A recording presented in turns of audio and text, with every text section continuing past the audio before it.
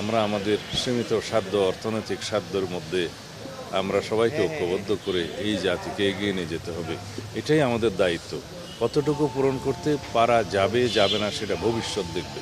সেগুলো বিষয় নিয়ে আমরা এখনো বসিনি। এগুলো আনুষ্ঠানিকতা, আচার আচরণ যেভাবে করতে হয় আমরা সেভাবে বিবেচনা করি। আমরা সত্যিকার অর্থে দেশনেত্রী বেগম খালেদা জিয়ার সুখকে শক্তিতে পরিণত করতে চাই, কিন্তু এটা দলীয় ভিত্তিতে নির্বাচনের কাজে আমরা ব্যবহার করার মতো এত সংকীর্ণ আমরা নই।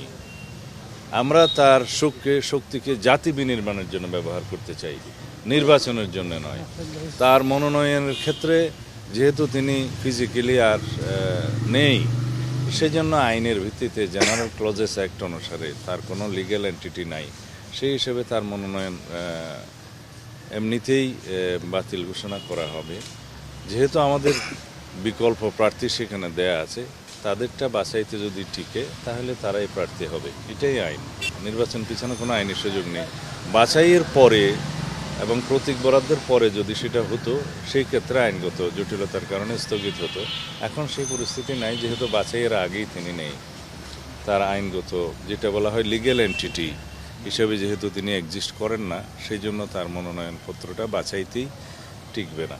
সেই ক্ষেত্রে বিকল্প যে প্রার্থী দেওয়া হয়েছে তাদেরটা যদি বাছাইতে টিকে তারাই প্রার্থী।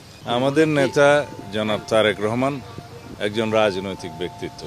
তাকে শক্ত মনোবলের অধিকারী হতেই হবে, তার কোনো বিকল্প নেই।